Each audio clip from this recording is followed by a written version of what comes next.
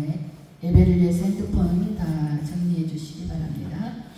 네, 오늘 말씀은 이사야서 9장 1절로 7절 말씀을 통해 만군의 여호와의 열심이라는 제목으로 은혜를 나누기를 원합니다. 사진 한번 볼까요? 네, 독수리가 멋지게 한 마리가 나와 있습니다. 자, 이 세 사진 중에 어떤 독수리가 가장 바쁠까요? 어떤 독수리가 가장 바쁩니까? 날고 있는 독수리, 물로 직진하는 독수리, 곧 잡으려고 하는 독수리. 어떤 독수리가 제일 바빠요? 잡으러 들어가는 독수리가 제일 바빠요? 먹을 걸 찾아야 되니까. 생각이 다 들 것 같아요. 독수리가 왜 한 자리에서 빙빙 돌까요? 먹을 걸 찾으라고. 그렇죠. 뭔가 저 아래에서 토끼가 한 마리 뛰어다니고 있어. 유유자적. 근데 독수리가 그것을 보았어요. 저 토끼를 언제 잡을까 빙빙 돌고 있는 거예요. 가장 최적의 타이밍을 보고 있는 거예요.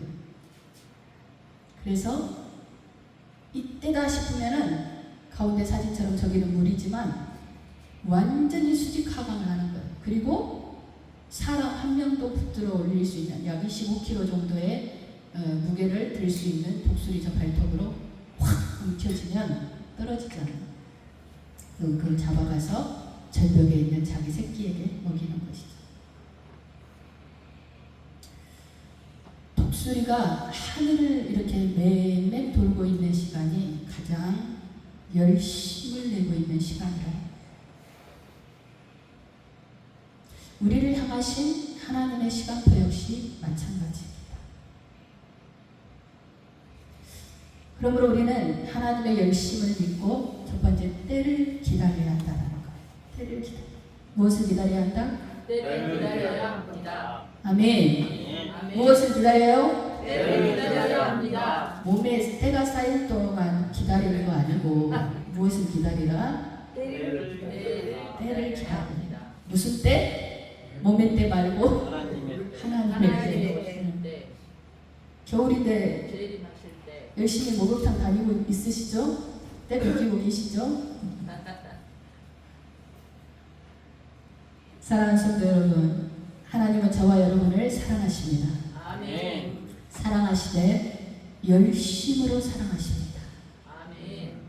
그냥 대충 사랑하시는 게 아니에요. 어떻게 사랑하신다? 열심으로 사랑합니다. 열심으로 우리를 사랑하시는 거예요. 믿으십니까? 아멘. 그 사랑의 시작이 언제부터예요? 천지를 창조하시고 첫사람 아담을 만들 때부터이신 줄 믿습니다. 아멘. 하나님께서 천지를 창조하실 때 그 상태는 어떤 상태였어요? 창세기 1장 2절을 보면은 1절 2절을 보면은 땅은 혼돈합니다. 그리고 공허합니다. 흑암이 깊은 위에 있습니다. 그 수면 위에 하나님의 영이 운행하고 계십니다. 그 혼돈하고 공허하고 깊은 흑암 속에 세상을 향해서 하나님께서 말씀하십니다.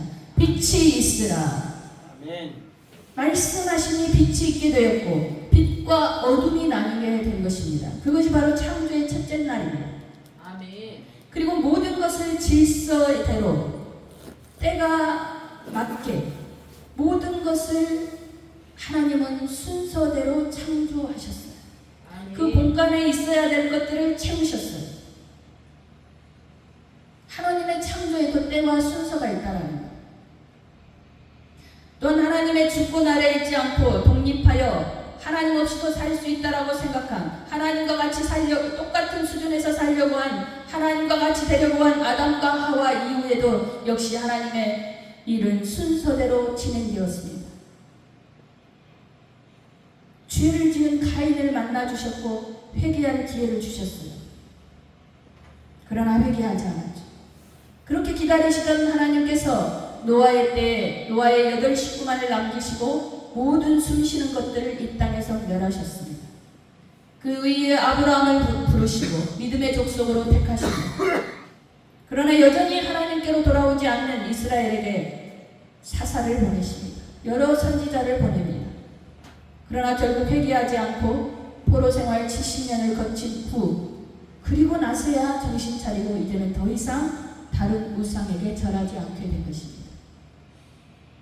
그렇지만 또 인간은 자신들의 생각대로 십계명을 거기에 붙이고 또 붙여서 장로의 의견을 만들어서 하나님의 율법을 사람의 법으로 만들어 버렸어요. 결국 하나님은 이스라엘 중심으로 제국들의 흥망성쇠의 세계 역사를 써가시면서 로마 제국의 통치 아래서 유럽으로 가는 길을 다 만드시고 생명의 복음이 전달될 수 있도록, 전파될 수 있도록 준비하셨다라는 거예요. 그리고 나서 하나님의 말씀이 더 이상 들리지 않는 300년이라는 이 신구약 중간기, 그 암흑기를 지나서 드디어 이 땅에 아기 예수님이 오신 줄 믿습니다. 그런데 예수님이 성령으로 잉태되기 6개월 전 하나님께서 먼저 다른 준비를 하셨어요. 주의 길을 닫고 예비할 세례 요한을 먼저 사가랴 부부에게 주신 것입니다. 예수님보다 6개월 먼저 태어난 세례 요한은 하나님께 어떤 사람으로 쓰임받았습니까? 누가복음 1장 15절로 17절입니다. 읽습니다. 이는 그가 주 앞에 큰 자가 되며 포도주나 독한 술을 마시지 아니하며 모태로부터 성령의 충만함을 받아 이스라엘 자손을 주 곧 그들의 하나님께로 많이 돌아오게 하겠습니다. 아멘. 그가 또 엘리야의 신령과 능력으로 주 앞에 먼저 와서 아버지의 마음을 자식에게 거스르는 자를 의인의 슬기에 돌아오게 하고 주를 위하여 세운 백성을 준비하리라. 아멘. 세례 요한은 예수님이 공생애를 시작하고 그 뒤에 일을 하실 수 있도록 길을 여는 역할을 하고 있다는 것입니다. 회개의 세례를 베풀어서 오실 메시아를 바라보게 한 것입니다. 그리고 주를 위하여 세운 백성을 준비하리라. 세례 요한을 따르던 제자들이 예수님을 따르면서 제자가 되는 것이죠. 하나님은 300년이라는 긴 암흑기 동안 먼저 택하신 백성들에게도 말씀하시지 않았어요. 그러나 그 시간 동안 하나님은 우리를 사랑하시지 않은 것이 아닙니다. 우리의 완전한 죄사함과 영원한 생명을 주시기 위해서 독생자 예수 그리스도의 때를 기다리고 계셨던 것입니다. 그리고 예수 그리스도의 십자가의 죽음과 부활, 그리고 재림에 대한 복된 소식을 전하는 길을 만들고 계신 것이었습니다. 하나님께서는 여전히 우리를 위해서, 우리의 머리 위에서 때를 기다리시며 독수리같이 날개를 펴고 주위를 빙빙 돌고 계시는 것입니다. 그리고 바로 이때다 하시는 하나님의 시간표에 맞게 예수님을 이 땅에 보내신 줄 믿습니다. 아멘. 전도서 기자는 전도서 3장 1절에 범사의 기한이 있고 천하만사가 다 때가 있다고 우리에게 말씀합니다. 날 때가 있고 죽을 때가 있고 심을 때가 있고 심은 것을 뽑을 때가 있다. 울 때가 있고 웃을 때가 있고 슬퍼할 때가 있고 기뻐 춤출 때가 있다. 모든 만사의 때가 있다. 그리고 나서 하나님은 이 때에 대해서 이렇게 우리에게 가르치십니다. 전도서 3장 11절의 말씀입니다. 읽습니다. 하나님이 모든 것을 지으시되 때를 따라 아름답게 하셨고 또 사람들에게는 영원을 사모하는 마음을 주셨느니라. 그러나 하나님의 하시는 일의 시종을 사람으로 측량할 수 없게 하셨구나. 아멘. 하나님은 때를 따라서 모든 것이 아름답게 하신다는 거예요. 아멘. 네, 하나님은 선하신 분이에요. 하나님은 이 땅을 사랑하시기 때문에. 그리고 하나님의 나라, 사람들의 마음속에 하나님의 나라, 그 영원한 생명을 사모하는 마음을 우리에게 심어주셨다는 거예요. 아멘. 그렇지만 하나님이 언제 일을 시작하시는지 끝을 내시는지는 사람이 측량할 수 없다. 그 때를 사람은 결코 알지 못한다는 거예요. 그러므로 우리는 전능하신 하나님의 손 아래에서 겸손해야 한다고 베드로 사도는 교훈하고 있습니다. 겸손한 사람만이 기다릴 줄 압니다. 내가 잘났다 하는 사람은 상대를 기다려주지 않습니다. 그렇지 않습니까? 내가 왜 너를 1분 넘게 기다려줘야 돼? 하고 가버리는 거예요. 우리를 만드신 토기장이신 하나님 앞에 그릇은 제자리에 있으면 되는 것입니다. 그릇은 주인이 움직여 줄 때에 자리를 옮길 수 있는 것입니다. 또 그릇은 깨끗해야 합니다. 깨끗한 그릇으로 준비될 때 주인이 채워주는 것입니다. 그리고 때가 이르면 두 번째 완전히 새롭게 만들어 주시는 것입니다. 본문 1절부터 보면 전에 고통받던 자들에게는 이제 흑암이 사라진다라고 하십니다. 멸시를 당하던 땅이 영화롭게 되어서 높임을 받게 된다고 말씀하십니다. 2절에는 흑암 속에서 헤매이던 백성에게 큰 빛을 보게 하신다라는 것. 사망의 그늘진 땅에 이제는 차가운 그늘이 사라지고 빛이 비추도록 땅을 밝고 따뜻하게 해주신다. 그리고 3절에는 나라를 창성하게 만들어주신다. 그리고 창성한 나라에서 즐겁게 살 수 있도록 해주신다라는 것. 추수의 즐거움을 주십니다. 전쟁에서 승리하고 돌아와 전리품을 나누는 즐거움을 맛보게 하신다라는 것. 그리고 4절에는 무거운 우리의 삶의 멍에를 벗겨주신다는 것. 사단의 종노릇하며 죄와 사망의 포로의 신세에서 채찍질 당하던 사람이 이제 압제자의 막대기가 꺾이면서 자유를 맛보게 된다는 것입니다. 아멘. 전쟁이 사라지고 이제 마음 가운데 평강이 찾아온다는 것입니다. 아멘. 삶의 여러 가지 문제로 전쟁터 같던 내 머릿속과 마음속이 평안을 얻게 된다는 것입니다. 아멘. 그러면 나라가 굳게 세워지고 정의와 공의로 영원히 보존된다고 하십니다. 아멘. 사랑하는 성도 여러분, 예수님이 여러분의 인생에 찾아오셔서 문을 두드릴 때 문을 열어드리십시오. 아멘. 진정으로 여러분의 왕으로 모셔드리십시오. 진정한 경외함으로 왕에게 무릎 꿇는 자에게 놀라운 일들이 일어나는 것입니다. 아멘. 외모를 보지 않으시고 마음 중심을 보시는 하나님이 여러분의 마음 상태를 너무나 잘 아십니다. 예수님이 이 땅에 오심으로 모든 죄악을 대속하시고 하나님의 죄사함의 선물을 주셨습니다. 이 죄사함의 선물은 예수님을 믿는 사람에게 거둬주시는 하나님의 은혜입니다. 아멘. 그러나 이 은혜의 선물을 내가 취하지 않으면 죄사함의 선물은 나와는 아무 상관이 없는 것입니다. 내가 취해야 하는 것, 회개함으로 하나님의 죄사함의 선물을 내가 취해야 하는 것입니다. 선물은 내 앞에 놓여 있어요. 예수님은 공생애를 시작하시면서 회개하라 천국의 복음을 믿으라 하셨습니다. 천국 복음은 무엇입니까? 주 예수를 믿으라. 그리하면 너와 내 집이 구원을 받으리라는 것입니다. 예수님을 왕으로 모시고 사는 사람에게 오늘 말씀의 변화가 오는 것입니다. 고통스럽던 인생이 이제 칠흑 같은 어둠이 사라지고 고통이 사라지는 것입니다.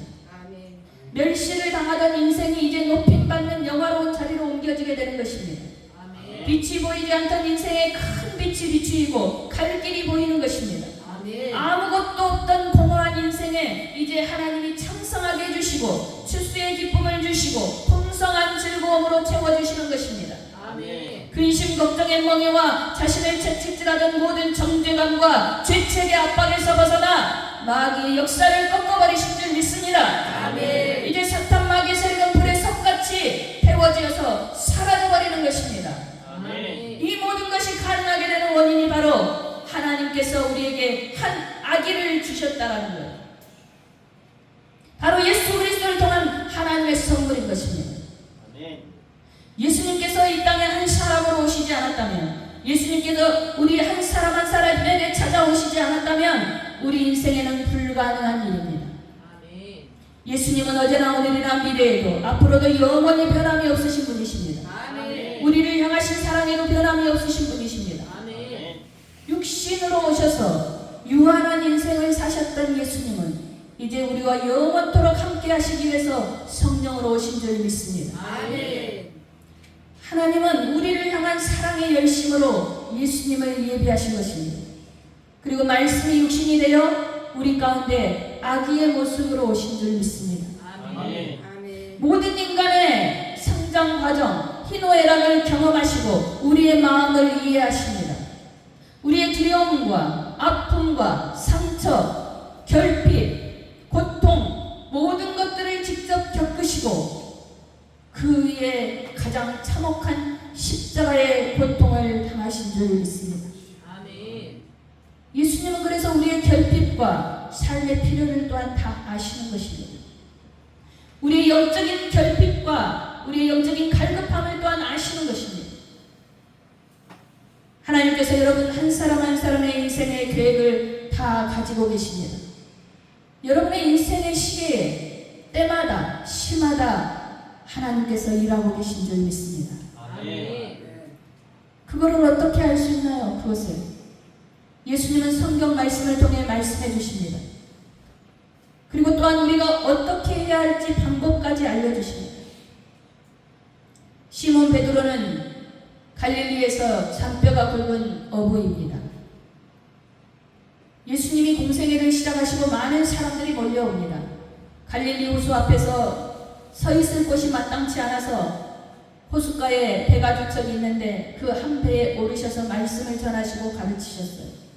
그리고 말씀을 마치시고 나서 시몬에게 말씀하십니다. 깊은 데로 가서 그물을 내려 고기를 잡으라. 베테랑 어부인 베드로가 목수에 주신 예수님의 말씀대로 한번 해봅니다. 누가복음 5장 5절로 6절입니다. 읽습니다. 시몬이 대답하여 이르되 선생님 우리들이 밤이 새도록 수고하였으되 잡은 것이 없지만은 말씀에 의지하여 내가 그물을 내리리이다 하고 그렇게 하니 고기를 잡은 것이 심히 많아 그물이 찢어지는지라. 아멘. 아멘. 어부로서 베테랑인 베드로는 어부로서 지식이 하나도 없는 예수님의 말씀에 얼마든지 반박하고 싶었을 것입니다. 예수님, 고기를 잡기 위해서는 밤에 나가야 합니다. 아니면 새벽 일찍 나가야 합니다. 그런데 사실 베드로는 오늘 일찍 나갔지만 밤새 한 마리도 잡지 못하고 돌아온 상태예요. 그리고 지금 해가 중천에 떠 있습니다.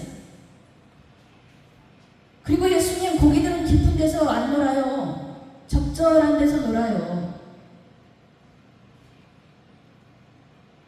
그리고 주님, 이제 돌아와서 그물도 다 손질해 놓았어요. 전 쉬어야 돼요. 내일 나가려면. 고기도 잡지 못하고 몸도 지치고 마음도 상하고 모든 것이 실망스러운 상황입니다. 그러나 시몬 베드로는 어떻게 하였습니까? 예수님의 말씀에 의지하여 내가 그물을 내리리이다. 밤새 수고하였으되 잡은 것이 없지만 말씀에 의지하여 내가 그물을 내리리이다. 말씀에 의지하여. 그리고 그 말씀을 따르자 어떻게 되었습니까? 지금까지 볼 수 없었던 그 순종의 결과에 모두가 다 놀라고 맙니다. 너무너무 많아서 그물이 찢어질 정도. 이병헌에서 153년 숫자라는 거 아니에요? 그 다음 두 번째 상황입니다. 두 번의 상황이 나옵니다. 그것은 예수님이 부활하시고 나서 갈릴리로 다 돌아가서 고기 잡고 있는 제자들에게 찾아가셔서 고기를 잡으라고 할 때 일어난 사건입니다. 이 상황에서 고기를 잡은 것이 심히 많아서 그물이 찢어진 이 상황에서 베드로가 가장 먼저 한 일은 무엇입니까? 누가복음 5장 8절입니다. 읽습니다. 시몬 베드로가 이를 보고 예수의 무릎 앞에 엎드려 이르되 주여 나를 떠나소서 나는 주인으로서가 아니. 아멘. 예수님 무릎 아래 엎드렸습니다. 한 인간으로서 또 더군다나 한 남자로서 한 가정의 가장으로서 무릎을 꿇는다는 것은 어떤 의미입니까? 자신의 자아를 모든 자존심의 마지막 선을 무너뜨렸다는 것입니다. 모든 삶에 대한 권리를 상대 앞에서 포기하는 것과 같은 것입니다. 그리고 시몬 베드로는 5절에서 예수님을 선생님이라고 부릅니다. 그러나 8절에서는 무엇이라고 부릅니까? 주여 주여 나를 떠나소서. 주여 주여 나를 떠나소서. 나는 죄인이로소이다. 단순히 한 사람으로 보였던 예수님이 이제 새로운 시각으로 보이기 시작한 거예요. 예수님의 놀라운 심적 능력과 탁월함이 나타나서 보았다는 거예요. 또한 이것은 반대로 베드로의 입장에서는 자신이 얼마나 나약하고 비천한 상태인지를 알게 되었다는 것입니다. 이런 상태의 인간이 도달하게 되면 살 수 있는 길은 무엇이냐? 오직 무릎 꿇어 회개하는 길밖에 없는 줄 믿습니다. 아멘. 사랑하는 성도 여러분, 사람이 사람 앞에서 무릎을 꿇는다는 것은 굉장히 자존심이 상하는 일입니다. 괴로운 일입니다. 좋지 않은 많은 트라우마를 남기게 됩니다. 그러나 우리가 예수님 앞에 무릎 꿇는다는 것은 우리의 본래의 모습, 우리의 본래의 삶을 찾는 길인 줄 믿습니다. 아멘. 하나님께서 주신 우리에게 생명을 찾는 것이고 하나님의 본래의 형상을 찾는 길인 줄 믿습니다. 아멘. 본향을 찾아가는 연어처럼 아버지를 찾아가는 당연한 회귀 본능이 바로 예수님 앞에 무릎 꿇는 일인 줄 믿습니다. 아멘. 사랑하는 성도 여러분, 우리가 가진 현재의 모습과 자아와 삶의 모습을 포기하지 않으면 우리의 하나님의 형상의 모습, 본래의 모습을 찾을 수 없습니다. 아멘. 우리 질그릇 안에 담겨있는 하나님이 주시지 않는 이 모든 세상의 더러운 것들을 다 쏟아내야 합니다. 아멘. 그것이 바로 회개기도입니다. 아멘. 예수님 앞에 무릎 꿇어야 합니다. 아멘. 내 것을 포기해야 하나님의 것이 들어옵니다. 아멘. 예수님은 본체 하나님과 동등한 분이셨지만 자신의 모든 것을 버리고 오셨습니다. 아멘. 우리도 마찬가지입니다. 내 것이라는 악착 같은 내 마음, 내 자아를 향한 악착 같은 나에 대한 사랑, 그것이 버려져요. 내 인생의 주인은 진정 하나님 한 분이십니다. 아멘. 나의 모든 인생의 주권자는 하나님이십니다. 나를 살리실 분은 예수님이십니다. 하고 무릎 꿇어야 하는 것입니다. 아멘. 유대인들은 성전에 가면은 엎드려서 절을 한다고 합니다. 그것은 우리가 엎드리는 모습과는 전혀 다른 모습입니다. 온 앞쪽 바닥, 신체의 바닥 전체가 건물의 바닥과 닿는 모습으로 완전히 찰싹 엎드리는 모습이에요. 그것이 바로 엎드리는 것입니다. 머리에서부터 발끝까지 완전히 땅바닥에 닿아서 나를 낮추는 것, 회개하는 것이다. 아멘. 하나님이신 예수님이 아기의 모습으로 시작하셨던 것처럼 우리도 갓난 아기와 같이 신령한 자를 사모하는 심령으로 시작해야 될 줄 믿습니다. 아멘. 나는 어른이야. 내가 몇 살인데, 내 신체 나이가 몇 살인데, 그거 버리셔야 합니다. 아멘. 영적 나이를 생각하십시오. 아멘. 예수님을 진정으로 왕으로 모시고 회개할 때 그때가 바로 새로운 시작 한 살인 것입니다. 아멘. 아멘. 아기는 부모에게 모든 것을 의지합니다. 아니, 의지한다는 생각 자체도 하지 않습니다. 왜? 아무것도 모르니까. 다음 상황은 그냥 부모가 다 해줄 줄 알아요. 부모한테 양탈 부리면 다 해줄 줄 알아요. 그냥 부모에게 붙어있으면 모든 것을 공급해 줄 줄 알아요. 아기는 생각하지 않아요. 오직 엄마 아빠만 바라보면 되는 거예요. 아멘. 울면 채워주잖아요. 더러워지면 씻겨주고 새 옷을 입혀주시잖아요. 아멘. 그것이 아기의 상태인 것입니다. 난 아기야 하면서 어른 노릇하려고 하면 됩니까? 내 신체 나이가 설령 70, 80, 90, 100이라 할지라도 예수님을 알지 못하는 상태에서는 빵! 0인 것입니다.